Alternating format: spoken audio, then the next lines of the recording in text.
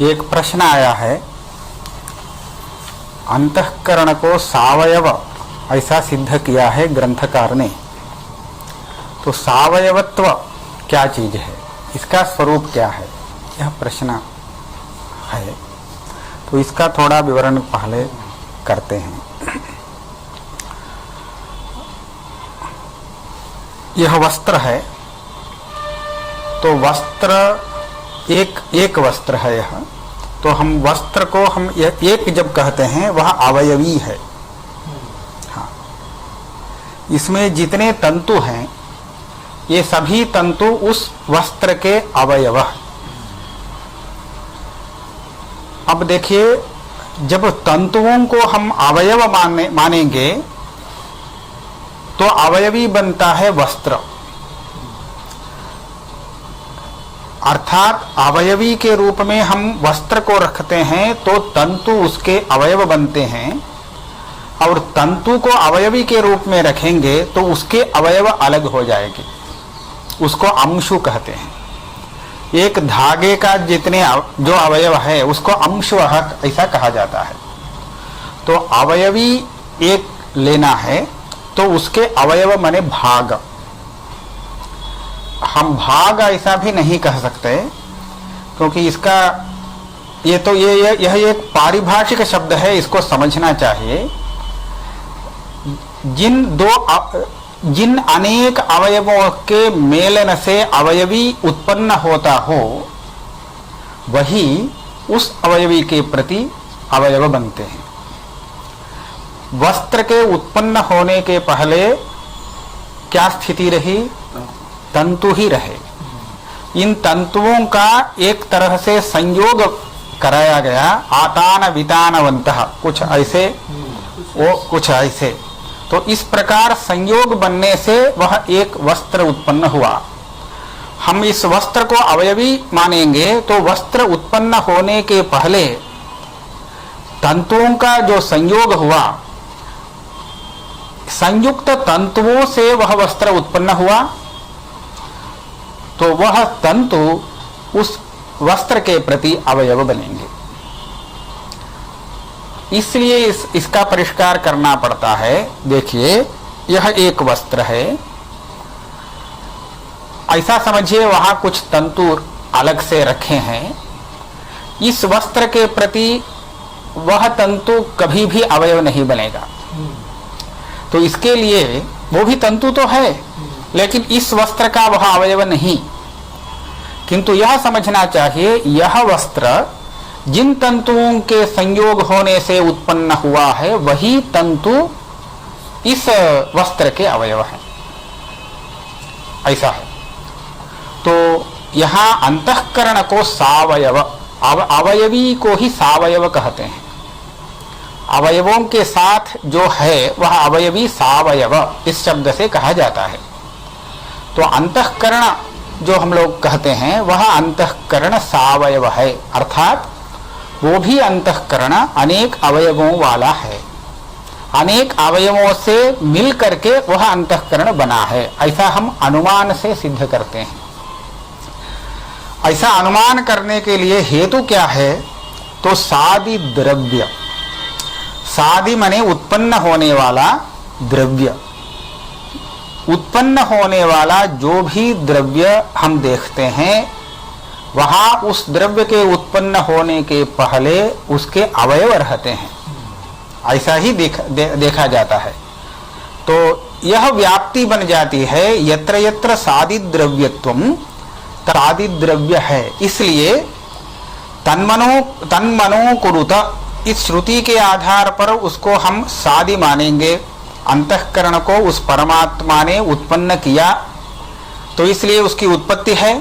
तो उत्पन्न होने वाला वह द्रव्य है जब अंतःकरण, तो उसको भी सावयव होना चाहिए, अर्थात उसके भी अनेक अवयव हैं। तो सावयव शब्द का इस तरह से अर्थ समझना चाहिए। अब आगे जाते हैं। प्रकृत विषय है प्रत्यक्ष प्रमाण। प्रत्यक्ष प्रमाण का लक्षण प्रत्यक्ष प्रमा के आधार पर करना होता है। क्योंकि प्रत्यक्ष प्रमाकरणम प्रत्यक्ष प्रमाणम। तो प्रत्यक्ष प्रमा यह क्या है? ग्रंथकार ने कहा प्रत्यक्ष प्रमातु अत्र चैतन्यमेव। आत्मस्वरूप ही यहाँ प्रत्यक्ष प्रमा है, उसका स्वरूप चैतन्य ही है। यदि चैतन्य ही प्रमा है तब तो वह अनादि होने से उस चैतन्य का कारण कोई भी नहीं बन सकता है, इसलिए प्रत्यक्ष प्रमाण कुछ हो ही नहीं सकेगा, यह आपत्ति आई। तब ग्रंथकार उत्तर देते हैं चैतन्य केवल यदि देखते हैं तो उसमें कोई उत्पत्ति नहीं है, लेकिन उसके अवच्छेदक अंतःकरण वृत्ति उत्पन्न होती है, इसलिए अंतःकरण वृत्ति के साथ वह चैतन्य जो है उसको भी उत्पन्न माना जाएगा। और इस तरह का जो प्रत्यक्ष प्रमा है उसके प्रति कारण बनेंगे इंद्रिय। यह स्थिति है, ऐसा स्थिति को स्पष्ट किया। तब प्रश्न हुआ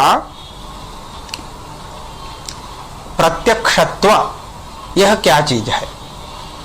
यह प्रश्न है सिद्धांत के अनुसार, क्योंकि पूर्व नैयायिक मत में तो इंद्रिय और अर्थ के सन्निकर्ष से उत्पन्न होने वाला ज्ञान प्रत्यक्ष है।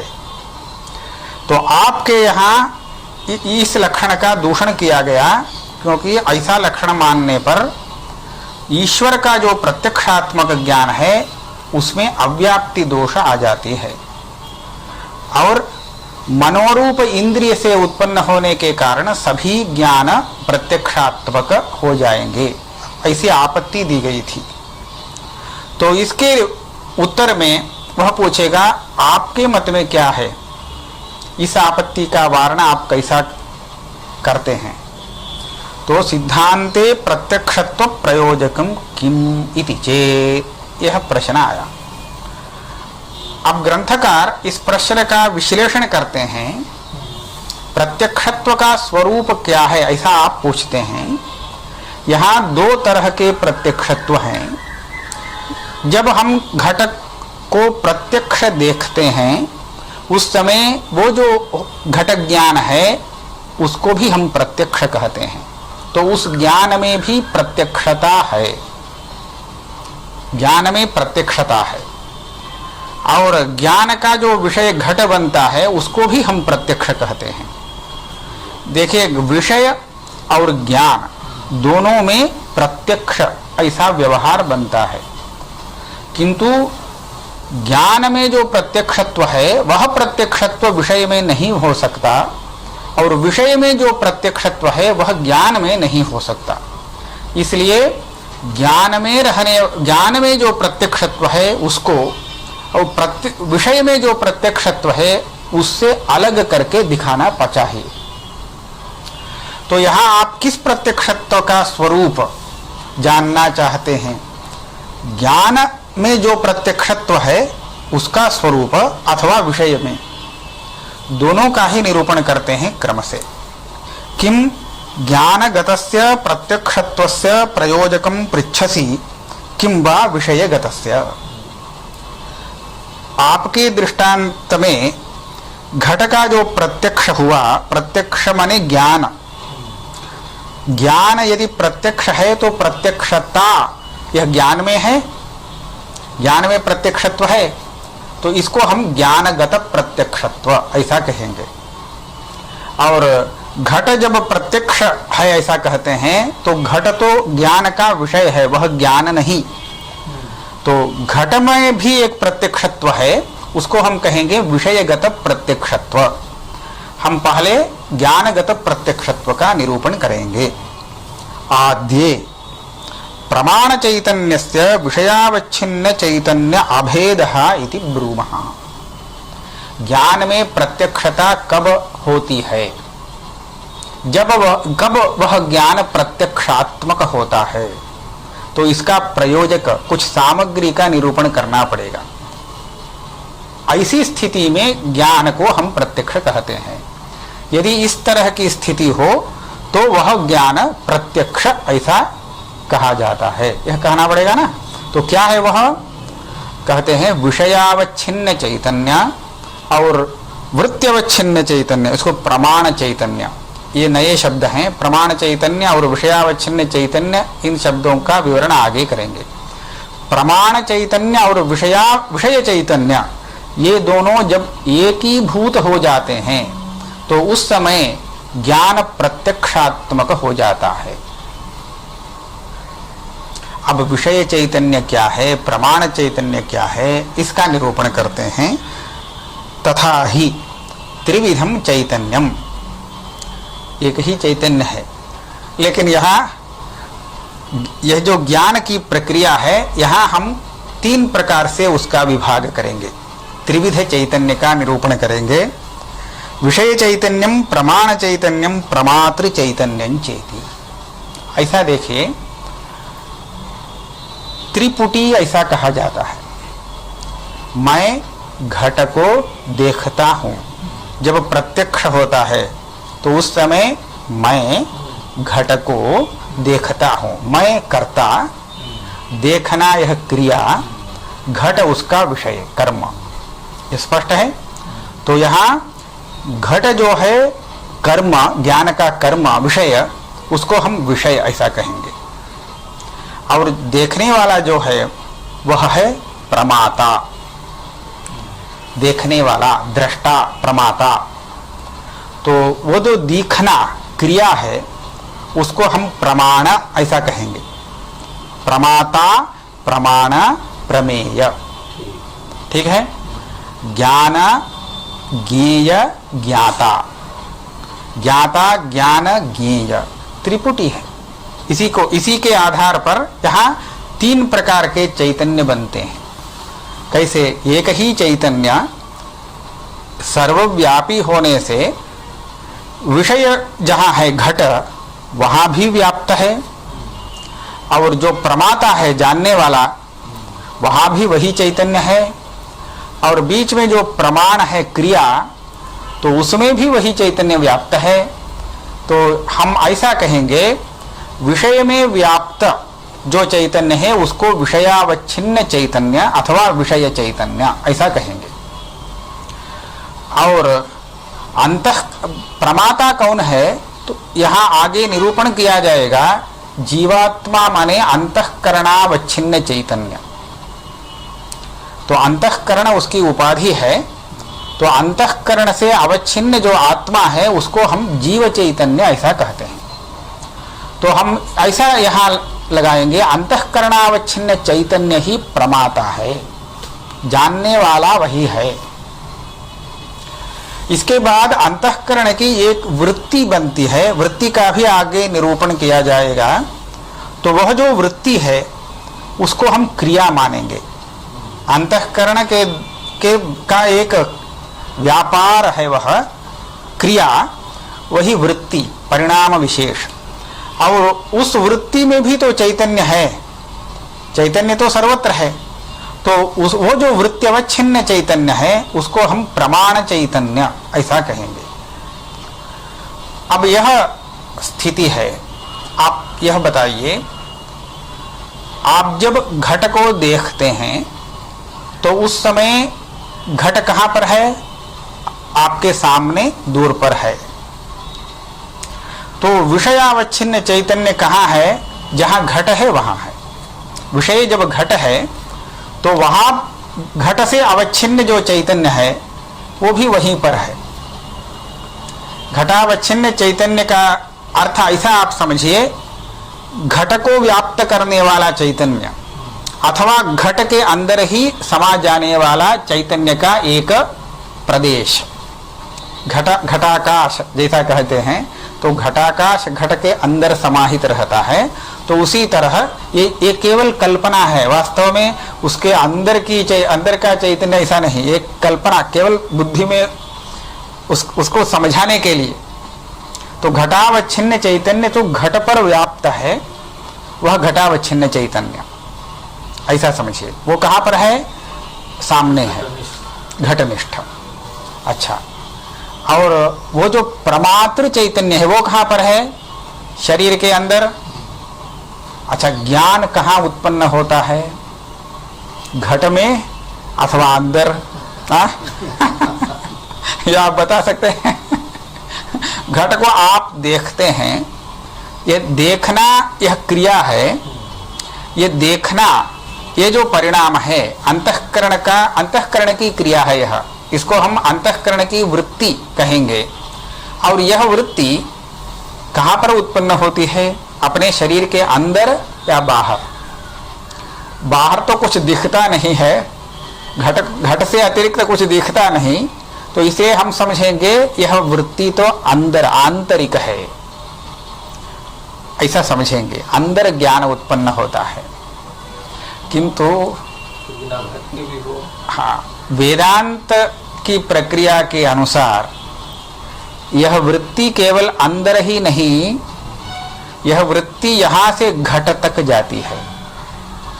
तो वृत्ति तो यहां से वहां तक व्याप्त है, लंबी वृत्ति होती है, तो वहां तक जाकर के घट को छूती है। अब देखिए, ये कल्पना आप मन में कर लीजिए, वृत्ति ज्ञान, जहां हम प्रत्यक्ष रूप से घट को देखते हैं, वहां पर हमारी वृत्ति विषय को छूती है, विषय के साथ उसका नैरंतर्य बन जाता है। ऐसा नैरंतर्य यहाँ शरीर से छूट कर वहां नहीं जाती है। तो यह वृत्ति इस तरह का एक परिणाम है मन का, जो परिणाम ऐसा दीर्घाकार हो करके घट को भी व्याप्त करता है, तो उसी समय शरीर के अंदर भी वह संबंध रखता है। ऐसा एक परिणाम है।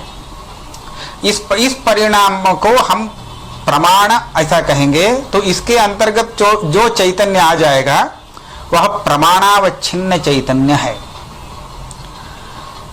ज्ञान को प्रत्यक्ष बनाने के लिए क्या चाहिए? यह प्रमाणावच्छिन्न चैतन्य और विषयावच्छिन्न चैतन्य एक बन जाए। जब वृत्ति प्रमाण विषय के साथ संबद्ध होता है, तो उस समय विषय चैतन्य और प्रमाण चैतन्य दोनों मिश्रित हो जाते हैं और एकीभूत बन जाते हैं। जब घट का परोक्ष ज्ञान होता है, अनुमित्यात्मक अथवा शाब्द बोधात्मक ज्ञान होता है, तो उस समय हमारा अंतःकरण अथवा अंतःकरण का जो परिणाम ज्ञान, वह विषय से साक्षात संबद्ध नहीं होता। ज्ञान समझ लीजिए, वहां पर एक घट है, कहां पर? कहीं पर है, किसी ने बताया, तो उसके वाक्य से घट का ज्ञान तो हमें आता है। तो यहां पर भी अंतःकरण की वृत्ति तो बनती है, लेकिन वह वृत्ति शरीर के अंदर ही अंदर बनती है, घट तक वह दीर्घ रेखा के रूप में नहीं पहुंचती है। तो परोक्ष ज्ञान और अपरोक्ष ज्ञान के स्थल में आप इतना मन में रख सकते हैं, अपरोक्ष अर्थात प्रत्यक्ष ज्ञान में वृत्ति और विषय का साक्षात संबंध रहता है, अर्थात वृत्ति बाहर निकलकर विषय देश से विषय पर व्याप्त हो जाती है। और परोक्ष ज्ञान के स्थल में ऐसा नहीं होता, वृत्ति अंदर ही अंदर बन जाती है, विषय को नहीं छूती है। ठीक, तो जहां पर वृत्ति को ही हम यहाँ प्रमाण कहते हैं, और वृत्त्यवच्छिन्न चैतन्य यह प्रमाण चैतन्य है। तो जहां पर विषय तक वृत्ति जाती है, तो अब वहां पर प्रमाण चैतन्य और विषय चैतन्य दोनों मिल जाते हैं, एकीभूत हो जाते हैं। और जहां वृत्ति विषय तक नहीं पहुंचती है, तो वहां पर विषय चैतन्य और प्रमाण चैतन्य दोनों अलग अलग रह जाते हैं। तो हम प्रत्यक्ष वहां पर ज्ञान को कहते हैं जहां प्रमाण चैतन्य विषय चैतन्य से अभिन्न एकीभूत हो जाता है। तो हमारा प्रत्यक्षत्व प्रयोजक ज्ञान में प्रत्यक्षता व्यवहार करने के लिए अपेक्षित सामग्री क्या है? तो प्रमाण चैतन्य और विषय चैतन्य का एक बन जाना। जहां पर इस तरह की स्थिति आती है, तो वहां ज्ञान प्रत्यक्ष बनता है। देखिए, आद्य प्रमाण चैतन्यस्य विषयावच्छिन्न चैतन्य अभेद इति ब्रूमः। तथा ही त्रिविधम चैतन्यम, विषय चैतन्यम, प्रमाण चैतन्यम, प्रमातृ चैतन्यं चेति। इस प्रकार तीन चैतन्य यहाँ पर है। हाँ हाँ, प्रमाता ज्ञाता, ज्ञान ज्ञेय, यही है। तत्र घटाद्यवच्छिन्नम चैतन्यम विषय चैतन्यम। ये तो हो गया विषय में जो चैतन्य है वह विषय चैतन्य है। अंतःकरण वृत्त्यवच्छिन्नम चैतन्यम प्रमाण चैतन्यम, ये भी हो गया, वृत्ति को ही हम ज्ञान कहते हैं। अंतःकरणावच्छिन्नम चैतन्यम प्रमातृ चैतन्यम, इसको हम जीव कहते हैं, अंतःकरणावच्छिन्न चैतन्य। इस प्रकार तीन चैतन्य है। अब यह वृत्ति क्या है, इसको कहते हैं तत्र यथा तडागोदकम छिद्रान निर्गत्य कुल्यात्मना केदारान प्रविश्य तद्वदेव चतुष्कोणाद्याकारं भवति, तथा तैजसम् अंतःकरणमपि चक्षुरादिद्वारा निर्गत्य घटादि विषयदेशं गत्वा घटादि विषयाकारेण परिणमते, स एव परिणामः वृत्तिः इत्युच्यते। एक दृष्टांत, यहाँ दृष्टांत भाग दार्ष्टान्तिक भाग दो है। दृष्टांत भाग आप पहले देखिए। एक तडाग में जल है, तो उस जल को खेत तक पहुंचाना है, तो इसके लिए क्या किया जाता है, वहाँ एक छिद्र करते हैं, तो छिद्र के द्वारा पानी बाहर निकलता है और नहर से हो करके खेत तक पहुंच जाता है। तडागोदकम छिद्रात निर्गत्य, छेद से बाहर आकर कुल्यात्मना केदारान प्रविश्य, केदार माने खेत, तो कुल्या माने नहर, नहर के द्वारा वह खेत में प्रवेश करता है। खेत में प्रवेश करने के बाद तद्वदेव चतुष्कोणाद्याकारं भवति। खेत यदि चौकोन है तो उसमें पानी भर जाने के बाद वो भी चौकोन दिखता है। पानी चौकोन नहीं बनता है, लेकिन दिखता है वैसा। खेत यदि त्रिकोण है तो वैसे उसी तरह दिखेगा, उसमें भरा हुआ पानी है ना। तो इस दृष्टांत को मन में रखिए। दार्ष्टान्तिक क्या है, तैजसम अंतःकरणम। अंतःकरण, अपना अंतःकरण जो है यह वास्तव में पांच भौतिक है। वेदांत सिद्धांत के अनुसार अन्य इंद्रिय प्रत्येक एक एक भूत से बने हैं, लेकिन यह अंतःकरण तो पांचों भूतों से बना हुआ एक है। ये पांच भौतिक इंद्रिय है। तो किंतु इसको तैजस ऐसा क्यों कहा जाता है, ऐसा क्यों कहा, तो इसके पीछे एक तात्पर्य है। दृष्टांत माने तैजस कहने पर वृत्ति को मन में बहुत अच्छी तरह से समझाया जा सकता है।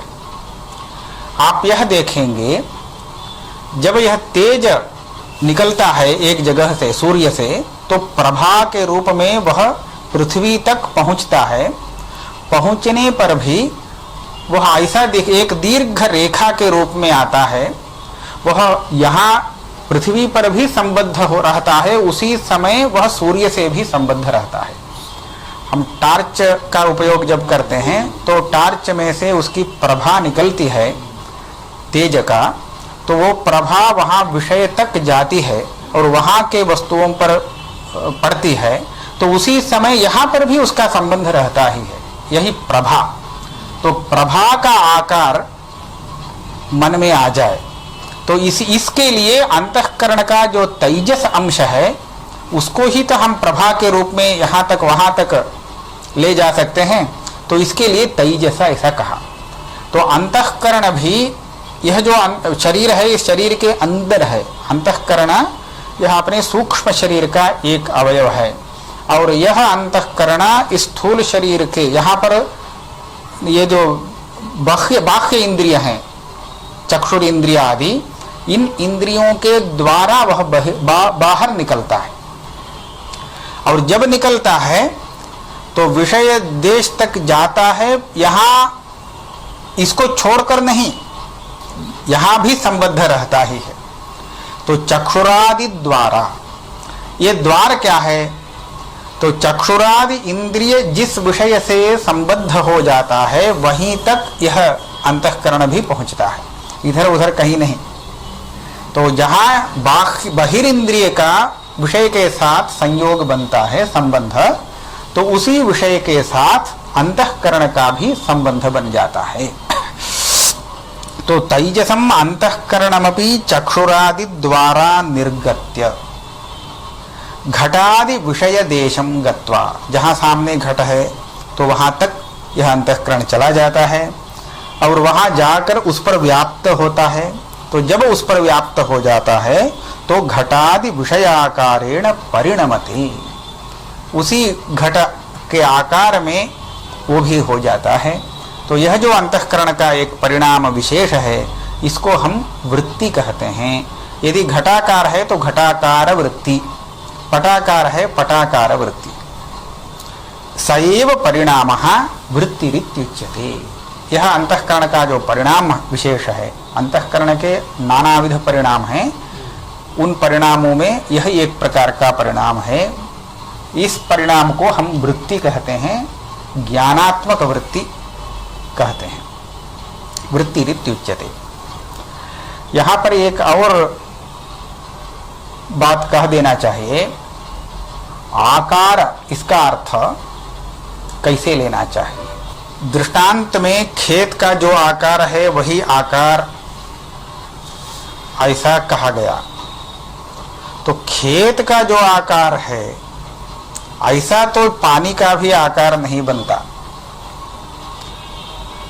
खेत में बहुत से पेड़ उगे हैं, तो पानी में वो सब नहीं, वो आकार नहीं बन सकता है, लेकिन चौकोन तो दिखता है, इतना ही कह सकते हैं। तो इसी तरह घट पर जब अपना अंतःकरण पड़ता है तो उस अंतःकरण परिणाम में घट का आकार आना, इसका क्या अर्थ है? तो घट में जैसे पानी रख सकते हैं उसी तरह इसमें भी रख सकते हैं, यह बात नहीं। इस अंतःकरण में अब पानी भर सकते हैं ऐसी बात नहीं, यह उस आकार का अर्थ नहीं। फिर यह आकार ऐसा है उसका, आप घट को देखने के बाद 1 मिनट आंख बंद कीजिए तो आंख बंद होने के बाद भी घट दिखता है। अनुभव करेंगे, एक क्षण तक वह नहीं हटता है मन से। अब देखिए, आंख मूंदने के बाद तो बाहर का घट नहीं देख सकता, जब तक आंख खुला है तभी तक तो आप बाहर के पदार्थ को देख सकते हैं। आंख निमीलन करने के बाद एक क्षण तक उस वस्तु का दिखना संभव नहीं। तो यह क्या है? उस तरह का एक आकार मन में आ गया, उसको आप देखते हैं। तो यह जो आकार है यह घट ही दिखता है उस समय भी। तो बाहर आप जिस तरह जिस घट को जैसा देखते हैं तो उसी घट का उसी तरह से एक क्षण तक दिखना आंख मूंदने के बाद भी अनुभव सिद्ध है। तो इस तरह वह है उसका आकार। हम आकार शब्द का बाहर का आकार इसलिए नहीं कहेंगे क्योंकि द्रव्य का एक आकृति आकार रहता है, लेकिन गुण क्रिया आदि का क्या आकार रहता है? तो उसका कोई आकार नहीं संभव है। गुड़ को आप जब खाते हैं तो उसका रस आस्वाद होता है, तो वहां रसाकार वृत्ति बनती है। तो इस रस का कोई आकार आप नहीं कह सकते, लेकिन उस आकार का अनुभव आप कर सकते हैं। तो आकार शब्द का अर्थ समझना चाहिए, यह एक विषय के साथ उसका संबंध है जिसके कारण ज्ञान को तदाकार ऐसा कहा जाता है। यह एक अनुभव सिद्ध संबंध है जिसके कारण इस ज्ञान को, उसका ज्ञान, घट का ज्ञान, रस का ज्ञान, इस तरह का व्यवहार उसमें बनता है। तो आकार का अर्थ वो घट ऐसा है तो इसी तरह ये भी बन गया, ऐसी बात नहीं है, ये समझ लेना चाहिए। तो इस लेकिन यह अंतःकरण का एक परिणाम विशेष है, इसको हम वृत्ति ऐसा कहेंगे। सैव परिणामः वृत्तिः इति उच्यते। अनुमित्यादि स्थले तु न अंतःकरणस्य वह्न्यादिदेश गमनम वह्न्यादेश चक्षुरादि असन्निकर्षा। ये प्रत्यक्ष स्थल में कहे चक्षुरादि द्वारा विषय देशम गत्वा, ये कहे थे। लेकिन जब आप धूम को पर्वत में देखते हैं और उसके आधार पर वह्नि का अनुमान लगाते हैं, तो वह्नि का ज्ञान तो होता है लेकिन वह्नि का साक्षात्कार नहीं।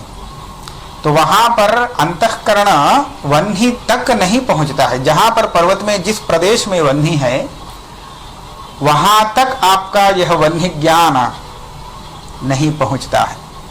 इसका कारण क्या है? अंतःकरण क्यों वह्नि तक नहीं जाता है?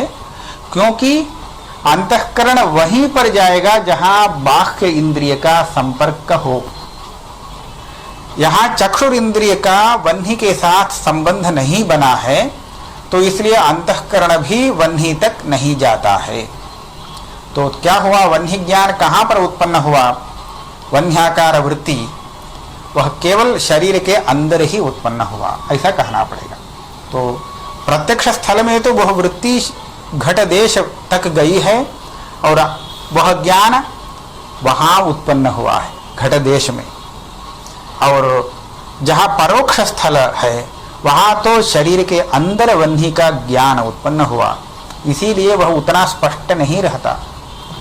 जब धूम से वह्नि का अनुमान लगाते हैं तो आप यह नहीं कह सकते वह्नि का आकार कितना है, वो किस तरह का वह्नि है, ये सब नहीं बता सकते। वह्नि है इतना आप अनुमान लगा सकते हैं, उसके विशेष का ज्ञान नहीं होता है।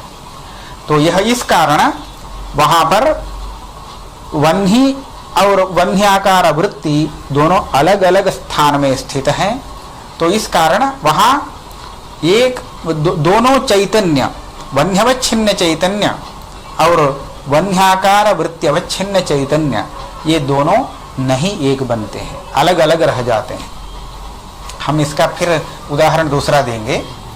तो इस तरह प्रमाण चैतन्य और विषयावच्छिन्न चैतन्य का एक न होने से वहां वह्नि ज्ञान को हम परोक्ष ज्ञान कहते हैं, वह प्रत्यक्ष ज्ञान नहीं बन सकता। अनुमित्यादि स्थले तु न अंतःकरणस्य वह्न्यादिदेश गमनम नास्ति। कुतः? वह्न्यादेश चक्षुराद्यसन्निकर्षा। वह्नि हम आंख से नहीं देख सकते ऐसे स्थल पर है तो चक्षुर इंद्रिय का वह्नि के साथ सन्निकर्ष संबंध नहीं बनता है, इसी कारण मन वहां अंतःकरण वहां नहीं पहुंचता है।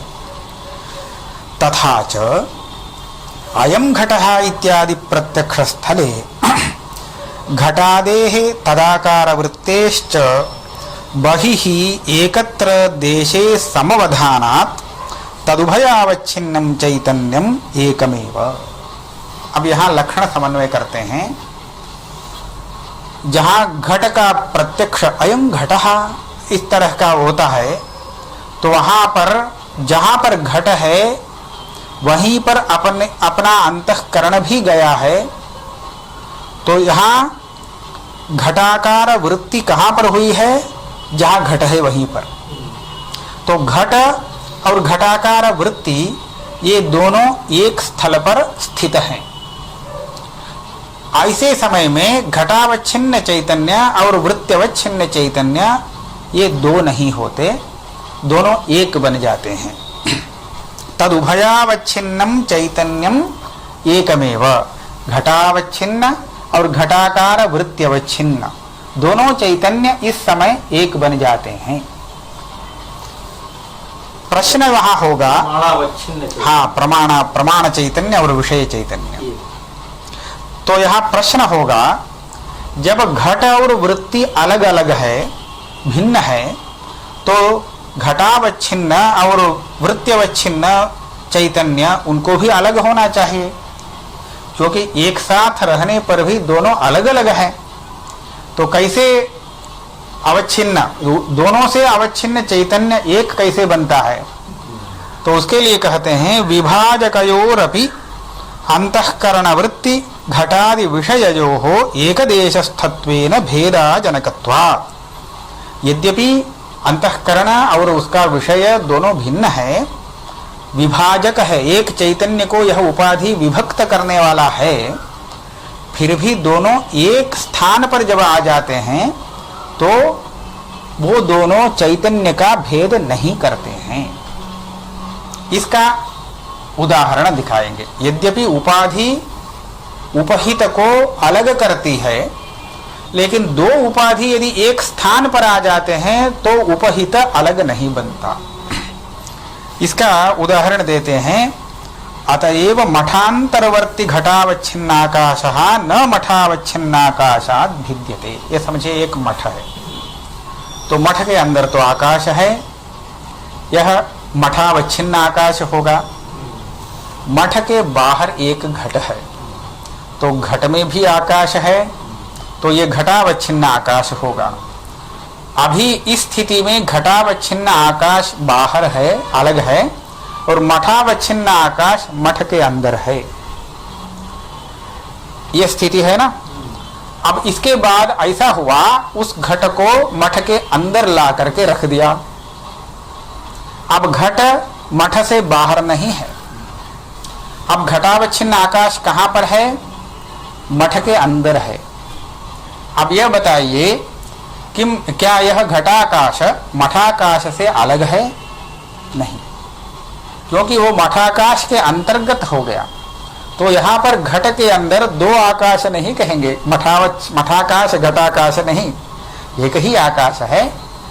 मठाकाश और घटाकाश घट के अंदर एक बन जाते हैं। घट के बाहर केवल मठाकाश है, मठ के अंदर, हाँ, और घट के अंदर मठाकाश है, घटाकाश है, लेकिन एक ही आकाश है। तो घट के अंदर यदि देखते हैं तो वह घटाकाश और मठाकाश, जो घटाकाश घट को मठ के अंदर लाने के पूर्व मठाकाश से अलग रहा, वही घटाकाश घट को मठ के अंदर रखने के बाद मठाकाश से अभिन्न बन गया।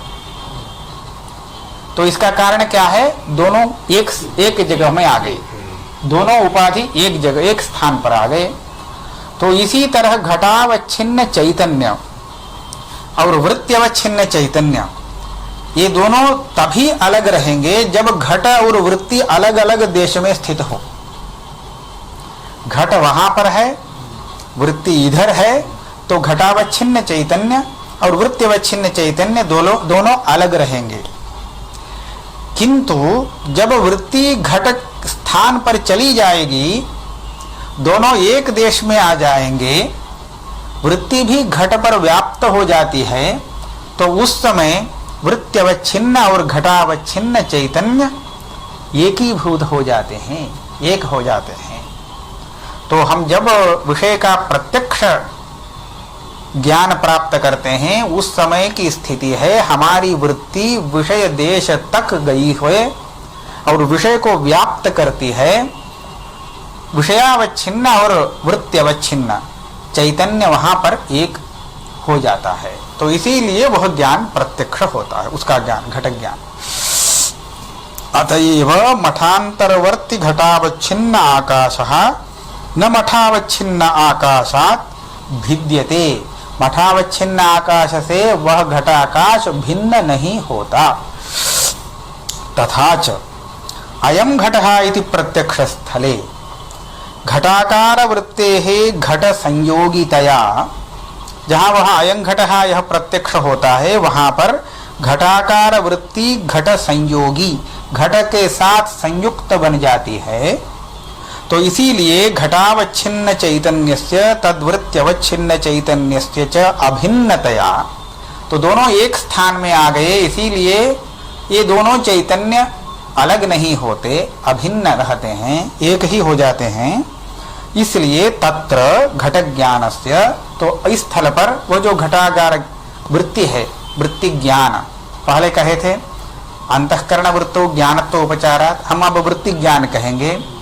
तो वो घट ज्ञान, घटाकार वृत्ति ज्ञान जो है, वह घटाम तस्य घटांशे प्रत्यक्षत्वम, घटाकारांशे नहीं, घटांशे, घटाकारांशे है, ठीक है ना, ठीक है। घट ज्ञानस्य घटांशे प्रत्यक्षत्वम, तो यह ज्ञान घट के अंश में, घट के विषय में यह प्रत्यक्ष बनता है।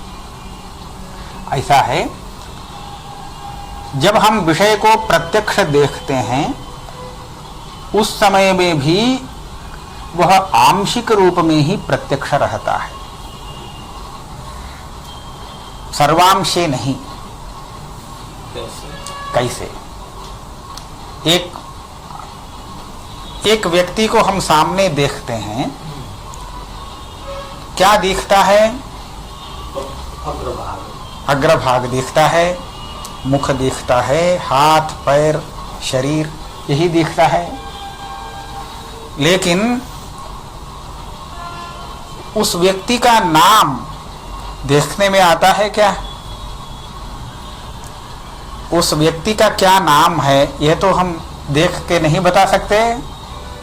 हाँ। लेकिन जब वह व्यक्ति परिचित हो जाता है तब उसको देखिए, अरे ये तो मिश्रा जी हैं, इति ऐसा दिखता है। अब क्या है, ये मिश्रा जी हैं, यह है उस ज्ञान का, प्रत्यक्ष ज्ञान का आकार। लेकिन इस आकार में मिश्रा जी यह शब्द है, संज्ञा, यह तो विषय नहीं हो सकता है। यदि वह प्रत्यक्ष ज्ञान का विषय बनता तो प्रथम जब देखा उसी समय हो जाना चाहिए, है ना। तो यह तो इस तरह आता है, जब एक बार संस्कार हो जाता है तो उस संस्कार के साथ हम कहते हैं अरे यह मिश्रा जी है। तो यह जो है उस अंश में स्मृति है, स्मरणात्मक। तो ये शब्द के विषय में तो यह केवल स्मरणात्मक है यह ज्ञान, हाँ, अधिगत और प्रत्यक्ष नहीं। और ये जो व्यक्ति है उस व्यक्ति के अंश में, व्यक्ति के विषय में यही ज्ञान प्रत्यक्ष है। तो सर्वत्र ऐसा है। आप किसी को देख करके ये तो राजा का सेवक है ऐसा कहते हैं, तो वह राजा तो नहीं है। तो राजा का सेवक है, वह सेवक है इसका भी हमें पता नहीं चल सकता है। वह एक व्यक्ति है, इतना ही हमारा प्रत्यक्ष ज्ञान कह सकता है। वह सेवक है, अमुक राजा का है, इत्यादि इत्यादि जो उसके विशेष धर्म है, वो सब हमारा पूर्व ज्ञान जो है वो देता है। उसके विषय में बड़ा विचित्र अनुभव है। किसी एक व्यक्ति को प्रथम हम जब देखते हैं तो हम उसको अपरिचित ऐसा मानते हैं। उसी व्यक्ति को 2-4 बार देख लिया तो कुछ उसके बाद उसका कोई विशेष ज्ञान नहीं है, फिर भी हम उसको परिचित मानते हैं। तो अभी क्या विशेष उसका पता चल गया, हाँ? उसका नाम न पूछा, उसके बारे में पिताजी का, पिता माता का नाम नहीं पूछा, लेकिन उसको 1 वर्ष से जब देख रहे हैं तो हमारा मन उसको परिचित ऐसा कहता है। लेकिन उस व्यक्ति के बारे में वास्तविक जो परिचय अपेक्षित है वो परिचय नहीं है। तो इसका कारण क्या है? उस प्रत्यक्ष के साथ पूर्वानुभव जुड़ जाता है, तो इसी कारण ऐसा दिखता है क्या? तो इसीलिए प्रत्यक्ष ज्ञान किसी एक अंश में, 1-2 अंशों में ही वह प्रत्यक्ष ज्ञान बनता है और आगे नहीं। हम एक और भी उदाहरण देते हैं। जब पिपासा लगती है तब हम पानी पीते हैं। पानी को देख करके हम कह सकते हैं इसमें इस पिपासा का शमन करने का सामर्थ्य है। ये प्रत्यक्ष अनुभव से सिद्ध है। आप जब पानी पिएंगे तो आपकी पिपासा शांत हो जाएगी। तो इसके आधार पर उस पानी में पिपासा को शांत करने की शक्ति है, इसका पता चलता है। और इसको आप कहेंगे प्रत्यक्ष सिद्ध है, लेकिन यह प्रत्यक्ष है ही नहीं। जब पिपासा की शांति हुई तो आप विचार करते हैं इसके पूर्व में हमने क्या किया, कैसे यह पिपासा शांत हो गई। तो जलपान उसके पूर्व में आपको दिखा, तो जलपान करने के अनंतर उसके बाद ही यह पिपासा का शमन हुआ है। तो इसलिए जो पूर्व में हुआ वह कारण है, पिपासा शमन के प्रति इसके पूर्व में जो किया गया जलपान वही कारण है, ऐसा आप अनुमान लगाते हैं। और अनुमान लगाने के बाद दो चार जगह ऐसा जब पिपासा हुई और पानी पिया तो शांति मिली, तो इसको देखकर आप निर्णय कर लेते हैं जल में पिपासा को शांत करने की शक्ति है। यह तो अनुमान से ही आपने जाना है, लेकिन आप व्यवहार करेंगे यह प्रत्यक्ष सिद्ध है। तो यह शक्ति प्रत्यक्ष सिद्ध नहीं, वह अनेक बार देखने के कारण अभ्यस्त हो जाने, अभ्यासवश वास्तव में परोक्ष जो है वो भी प्रत्यक्ष सा बन जाता है। तो हमारा व्यवहार उस तरह बन जाता है ना। तो एक और बात है, उसको भी प्रत्यक्ष कहते हैं। उसको प्रत्यक्ष अविवेक, वो वास्तव में प्रत्यक्ष नहीं, किंतु अत्यंत अभ्यस्त हो जाने के कारण उसको भी प्रत्यक्ष इस शब्द से कहते हैं। लेकिन हम यहाँ जो निरूपण कर रहे हैं वह ऐसा गौण प्रत्यक्ष नहीं, वास्तविक रूप में जिस अंश में वह ज्ञान प्रत्यक्ष है उसी अंश को लेकर के हम कह रहे हैं। तो इसलिए यहाँ घटांशे प्रत्यक्षत्वम अन्यांशे न, इसीलिए यहाँ कहा गया है घटांशे प्रत्यक्षत्वम। तो इतना ही रखते हैं। यद विद्या विलासेन भूतभूतिक सृष्टयः तं नौमि परमात्मानं सच्चिदानंद विग्रहम्।